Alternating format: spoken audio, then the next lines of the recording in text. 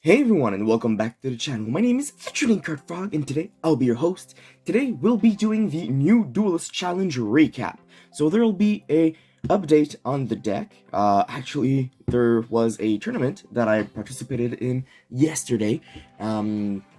Basically this is the first weekend of November, so I guess it's not going to be uploaded on schedule. But anyways, I participated in a tournament recently and did super well with it, surprisingly well with it.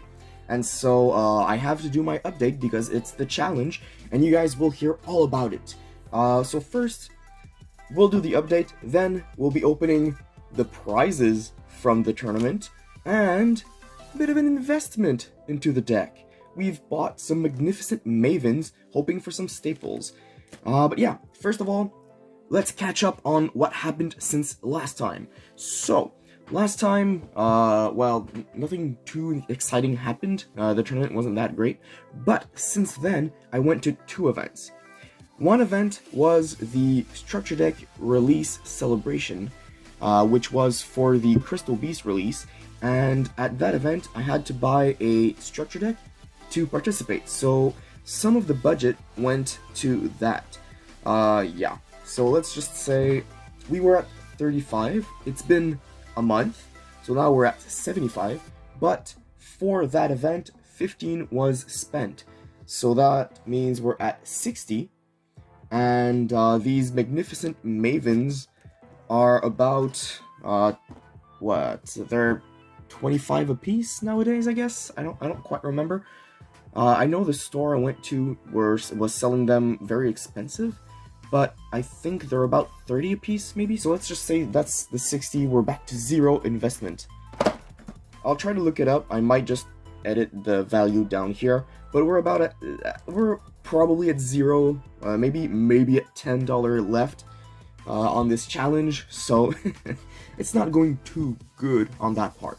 But at the event, Structure Deck number 4 was acquired, and since the challenge is related to Crystal Beasts, well, I give it my all, and we got a brand new playmat just for the challenge. We have the Structure Deck Legend of the Crystal Beasts playmat, and it is a beauty. So officially, the challenge now has an actual playmat. We have a deck box, we have sleeves, and we finally have a playmat, stopping the usage of the paper playmat. It's been a long time coming, but finally our new Duelist is equipped. It's got the swag that it needs. But yeah, so that's the update regarding that event. And since I didn't need the 4th Structure Deck, well, after buying it, I just sold it to one of my friends. So basically it became $15 of trade value. So I used that trade value, and I traded off some of the pulls from the other opening last time. So overall, what was traded away? Traded away the Shifter, the Albion, the Masquerade, the Frost, the Empen, the ZS, and the Borg, as well as the Mask token that was pulled in the OTS, the Kagemusha, and the Mausoleum of the Emperor. All of that is about $8 to $10 on TCG Player on average, and the Structure Deck adds another 15. For that, all of that would have been traded for a Called by the Grave, which is like 50 cents, although some are sold like at $4, which is ridiculous, so I'll average it at 2. Cross Sheep is about $1. We have Nightmare Phoenix and Nightmare Griffin, which are about 50 cents each, and we have a Dugaviz, the Timeless, which is about $3 to $4 on TCG Player. And we also added a Cherubini, which is about $8. So overall, I think we got less value from this trade than what we traded away, but it's not that bad considering some of the cards that were traded away were just 50 cents. Not that much value in there. So, with all those changes, where is the deck now? Well, we have 2 Rainbow Dragons, we have 2 Crystal Beast Rainbow Dragons, we have 3 Sapphire Pegasi, we have 1 Carbuncle, 1 Mammoth, 1 Turquoise, 1 Amethyst Cat, 1 Cobalt Eagle, 1 Topaz.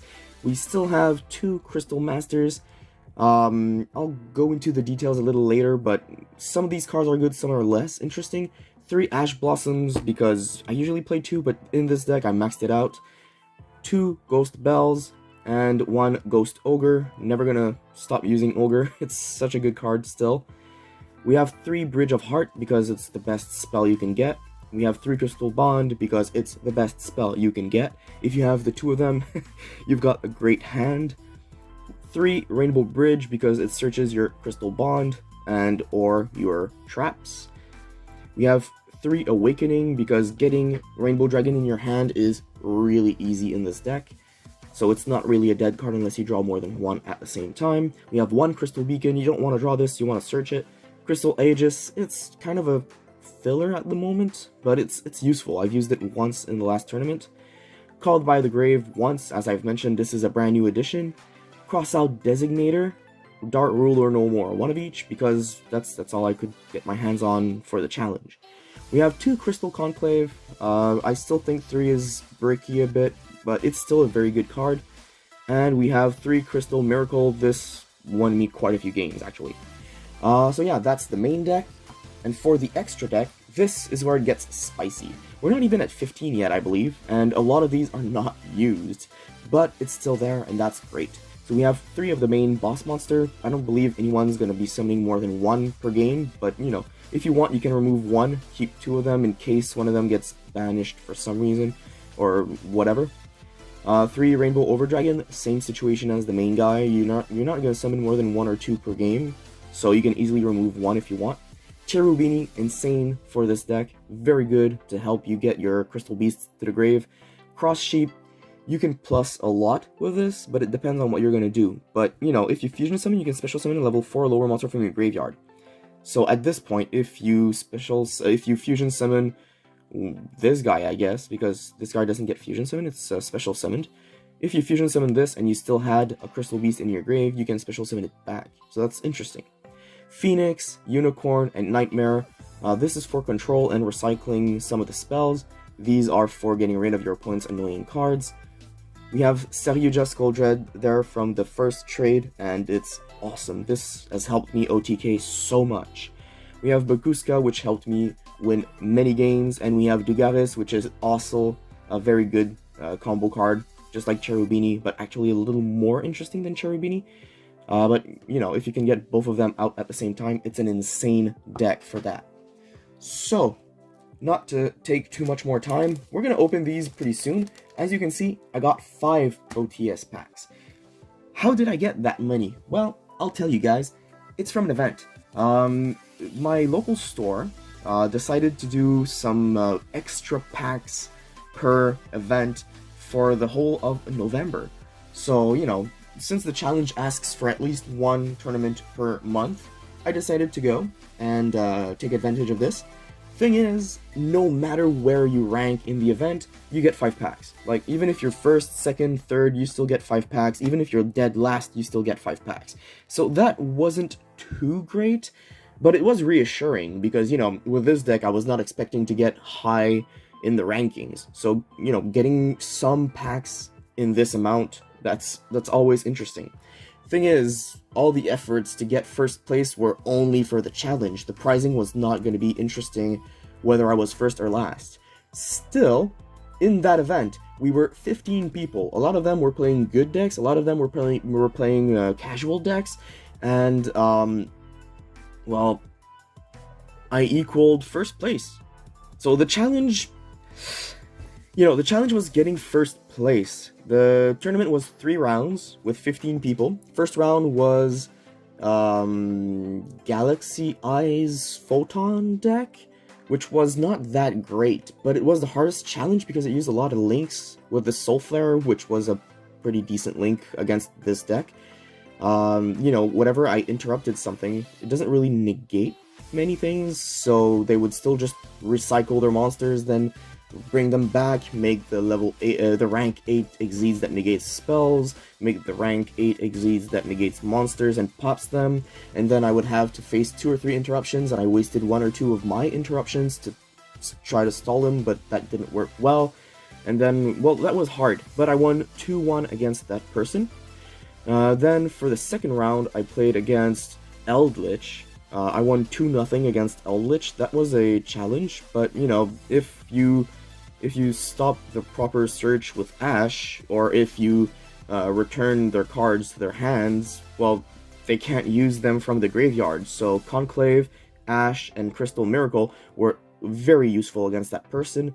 And once you get your big boss out, well, they can't do much because you just return everything, so they don't even get to use anything in the graveyard at the end of the turn.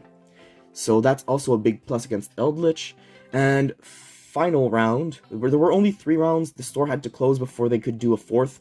But yeah, 3rd round was against Bestial Rockets. So I guess it's Bestial Dragon Link. Yes, because they had a lot more than just rockets in there. They had Starliege, they had all those guys. Anyways, so that deck, I won 2-0 against them, and that was very challenging as well. But, you know, it was a lot of big brain plays. It's not easy to pilot this deck to equal first place. But, you know, the challenge is getting first place. I still lost 1 game out of those 3 rounds, so I played 7 games total to get all my wins. But someone else, as I've said, I equaled first place. The other person won in 6 games. So technically, I would have come in second, but the store doesn't really do a different pricing for this event, as well as they don't really count those 2-1 victories compared to 2-0 victories, from what I understand at least, because they didn't really give any rankings because of the pricing stuff. So I won't consider the challenge completed per se. That's why I also have these to open, obviously, because it's not completely over. And still, I consider that the challenge could be considered complete, because the goal of the challenge is to have a competitively viable deck, you know, to be able to play against people, to have a challenge, yes, but to be able to play against the meta. And although Photon might not be meta, I do consider Eldritch to be at least tier 2, and I do consider Bestial Rocket Link to be considered tier 1, or maybe 1.5. It's not the meta, but Bestial is very meta relevant, so, you know, I would consider it to be at least tier 1. It's something that would be seen quite often at a YCS. So yeah, I was able to contend with those people, I was able to defeat those people. It was very difficult, but I was able. So a new challenger using what I did in this challenge would be able to play head-to-head with strong decks after only 2 or 3 months. It's not that hard, actually. And it's very budget. When you think about it, all the trades that I did, I didn't have to buy all of these sealed products. I could have done singles from the beginning, and that would have been about $30 of singles on TCG Player. So, you know, could have been done much easier. Still, a lot of the good combos that I noticed, well, obviously the Sapphire Pegasus, bringing this out, banishing this to search Rainbow Dragon and get another level 4 monster to then go into Baguska. Easy combo. You can stall a lot. That's what won the games against the Photon player. And it helped quite a bit against the Bestial player as well. Although they do have links, both of those decks, the Photon links were stronger because they were 2000 attack for Link 2 monsters, while the Rocket links were under 2000, so I could still be able to go over them by battle and stuff like that. So, you know, they wouldn't be able to easily get rid of the Baguska. Also, something I found very fun with Baguska, I discovered this during the battle against the Photon player, Tortoise. Tortoise is insane with Baguska. If you get this guy out with Baguska, easy stuff. Because the opponent will try to stall, they won't get their effects, but they'll try to, you know, build a quick board or something, or maybe they'll just wait it out because they don't want to waste their on-summon effects.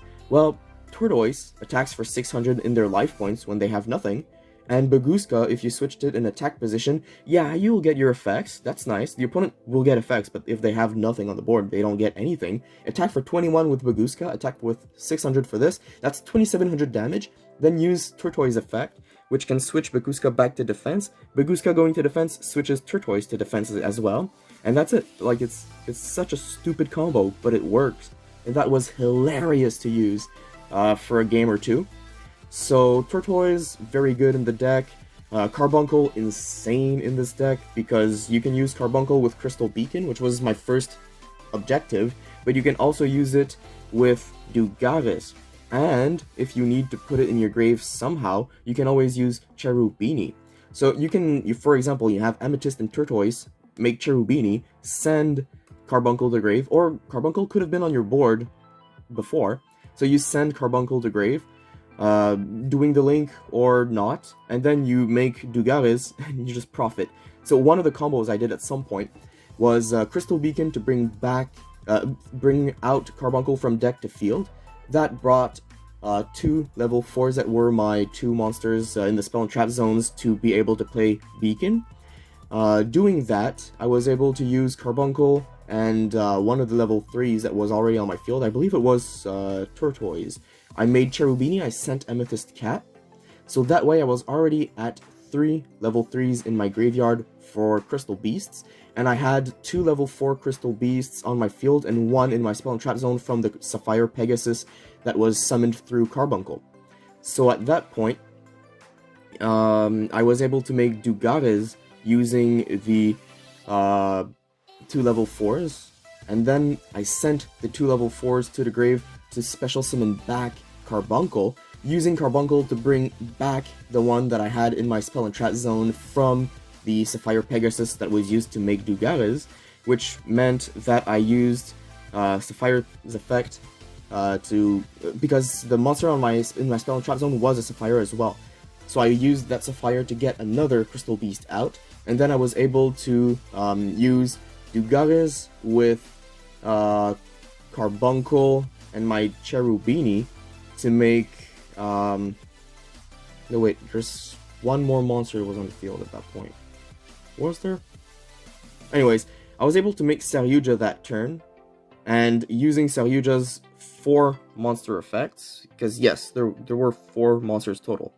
Anyways, I was able to draw 4, place 3, but one of the 4 I drew was the final Crystal Beast that was missing to have 7, and so I was able to special summon that monster through Saryuja's effect, and then I was able to actually go forward and make the Rainbow Dragon play and get these 2 out. And in that one turn, I was able to do so much damage, it was insane. But yeah, anyways, it's hard to explain combos that happened in-game without actually playing the game in front of you guys. But yeah, you know, it's not a first turn combo because there were a few other cards that were already played, but still, it was nice. Now, I've been talking for a while, so let's dig in. These little packs here, pretty nice, pretty nice. I think it's actually my first time opening some OTS 20s. Maybe I should keep some sealed. Oh well, it's too late now. Ninja Grandmaster Seizo. So the thing is, we were 15 people, or 14 people. That meant that there were about 70 to 75 packs given out, because it was 5 packs per person.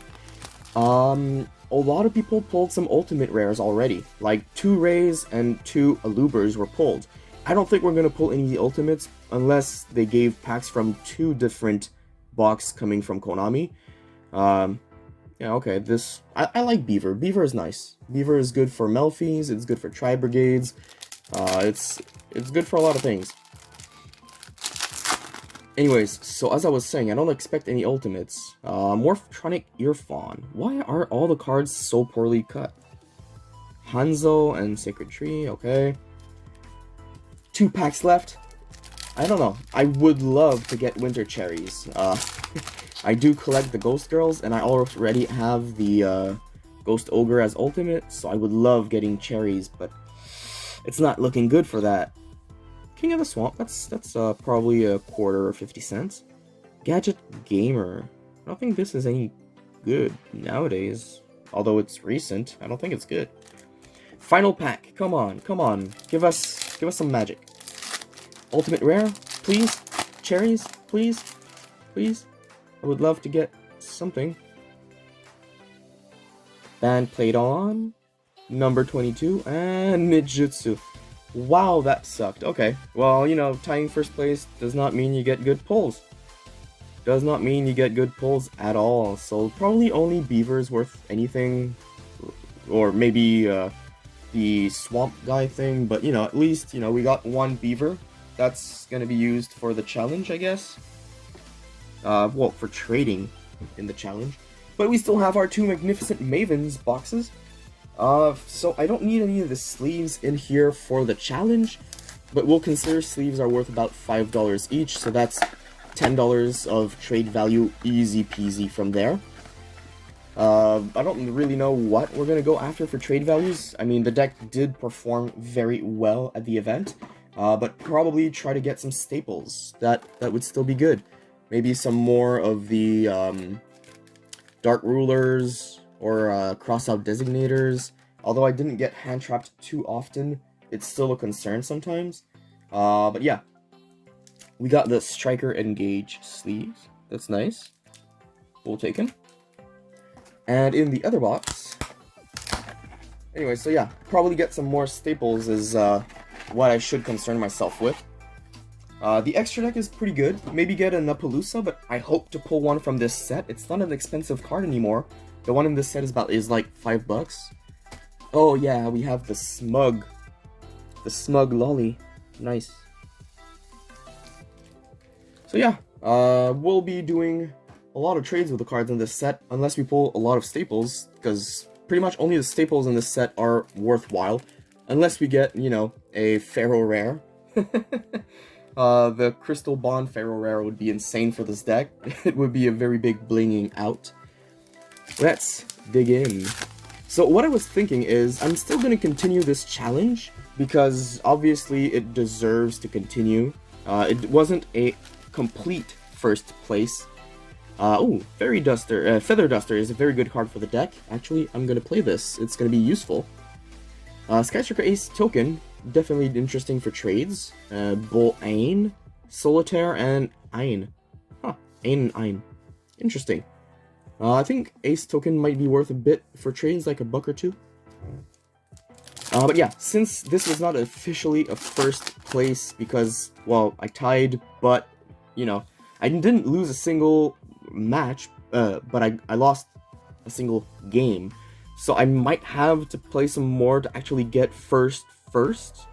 But yeah, I'll consider this challenge semi-completed, as I've been saying earlier. So, because it's semi-completed, I'll probably just give myself a pat on the back, and I'll bling out the deck. It kind of needs to, you know, get some kind of a trophy or merit from this. The OTS packs weren't more numerous than last place or anything, so I think, you know, getting something out of this achievement would be nice. So I'll probably bling out the deck a bit, like give some good-looking Crystal Beast upgrades, like foil Crystal Beasts instead of commons. Oh, Hemp. Non-fusion, Sword Soul, and Daki. Yeah, this has not been good, except for the first pack, it's not been good. Final pack of this mini box. Let's go staples, Millennium, Blast Held, Draco Back, Striker, and Magista Sever. Very miscut there, but you know, that's fine, I guess. This was not a good mini box, that's for sure. Next mini box.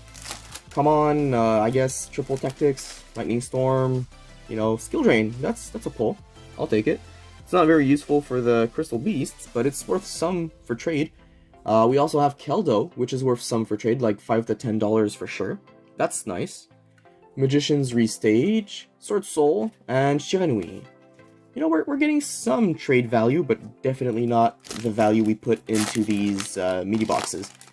I'll actually, as I've said earlier, I'll try to search how much they were actually worth, because I'm sure that the amount I paid at the store, although I bought a full display, so it was cheaper that way.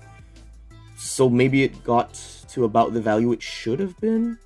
Anyways, I'll look it up. Blackluster Soldier, worth some in trades, I guess.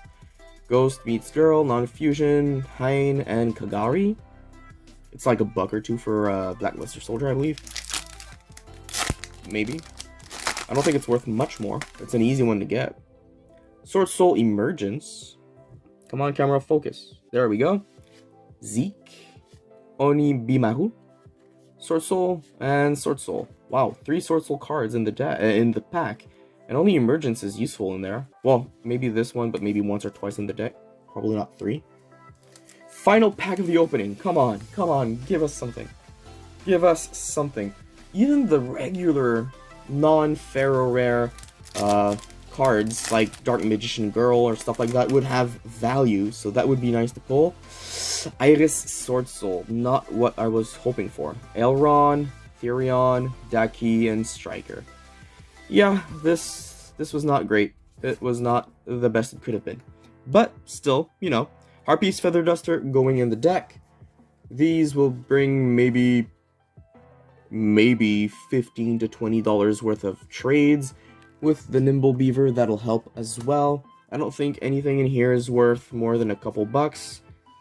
Maybe some of the Striker cards, like the new stuff like Aileron and Hamp, they might have some trade value, I guess. I'm not quite sure, but they might, because they're new cards. So yeah, hopefully, you know, I'll look it up. I'll try to see if we get a lot of trade value out of this, but I don't expect much for the next upgrade. I'll probably trade these for the Appaloosa from this set. Maybe, you know, try to modify the deck a bit. What I've seen to be the problems in this deck, well, I don't really use a lot of these fusions. Only one of each per game, if I do. Cross Sheep I thought would have been a good idea, but I only used it once. It wasn't really worth it. But, you know, I need some boss monsters other than the crystal, rainbow monsters. Obviously, getting more of these would be nice. It would be useful. Maybe get some Solemns, but I do like Crystal Miracle, so I don't really think I want to get Solemns. Pot cards. Pot cards are really needed here. These two, I once drew in the game. Only one time I resolved one, and that was like turn 3 or 4. My turn 3 or 4. So I would probably take these out to put some pot cards instead. But, you know, maybe keep one. But yeah, pot cards are not cheap. And, you know, I wouldn't really want to play Pot of Extravagance in here, because you might banish all the good extra deck cards. So maybe Pot of Prosperity would be nice.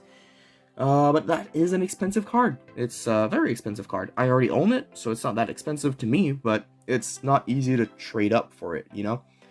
So yeah, I hope you all enjoyed today's video.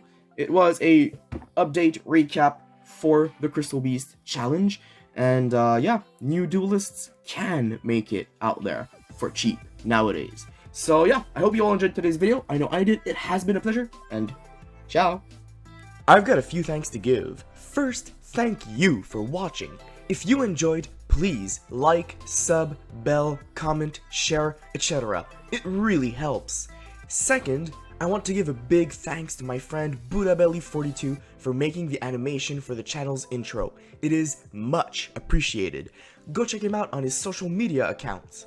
Third, but not the least, I want to say a huge thank you to everyone who supports me, my channel, and its mission, especially the ones on Patreon. You peeps out there are the ones making this work. On that note, follow me on my other social media accounts. Lots of bonus content to entertain you guys and gals, so check it out.